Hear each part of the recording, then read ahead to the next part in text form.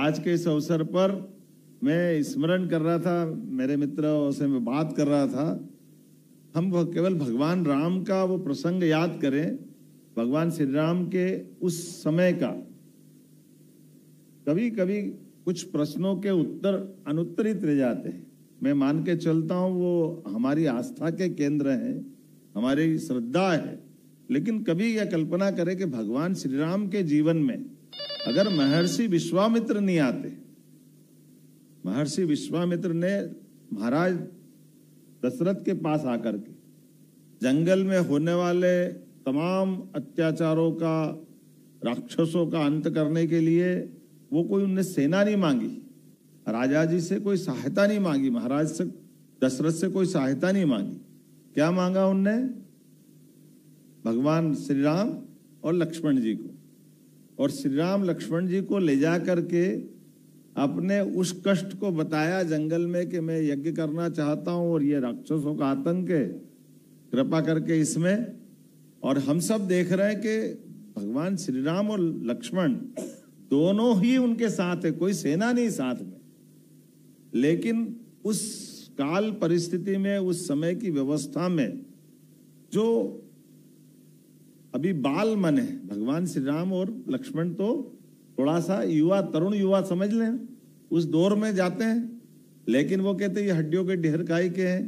तो उन्होंने कहा ये मारीच स्वभाव बड़े बड़े राक्षस है, उन्होंने मार मार के ऋषि मुनियों के हड्डियों के ढेर लगा दिए। तो उन्होंने कहा अच्छा, अब ये उनका अपना जो स्वाभाविक रूप से जो हमारी तरुण अवस्था का जो मूल लाभ है, तरुण अवस्था का जो जोश है, उमंग है, होश है, और उसकी जो सामर्थ्य है, उसकी जो शक्ति है, उसको केवल हमको चैतन्य करने की जरूरत है।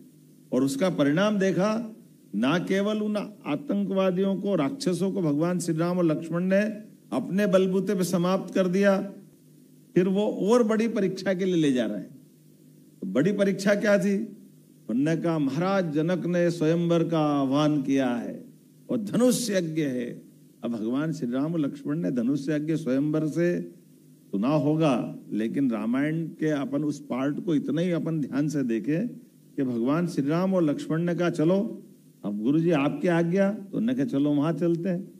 वहां जाकर के हमने सबने देखा, ना केवल बड़े बड़े राजाओं के बीच में धनुष पे प्रत्यंचा चढ़ाने के उस पराक्रम को दिखाया, बल्कि उनने अपनी उस प्रतिभा के बलबूते पर उस समय के पूरे भारतवर्ष में सभी राजाओं के बीच सबसे श्रेष्ठ स्थान पाया। और उसका परिणाम भी क्या हुआ? गए तो भगवान श्री राम और लक्ष्मण थे, साथ में माता जानकी भी आ गई। तो ये जो पराक्रम पुरुषार्थ है, ये हमको क्या सिखाता है? हमारे तरुण युवक जो मर्जी आए, जितने भी कठिन से कठिन काम है वो सब कर सकते हैं, और ये हमारी परंपरा है। इसको समझने के साथ ऐसे कई अवसर आते हैं जिन अवसरों के बलबूते पर सारे प्रश्न गौण हो जाते हैं, उन उत्तरों को ढूंढने में बाकी समाज पूरा, लेकिन एकमात्र युवा है जो सब प्रकार से समर्थ होता है सारे उलझे सुलझे प्रश्नों का उत्तर निकालने में। ऐसे प्रतिभावान विद्यार्थियों के लिए लैपटॉप देते हुए जो आनंद आ रहा है, मैं इसको शब्दों से कैसे बताऊं, मेरी भावना से आप समझ सकते हैं।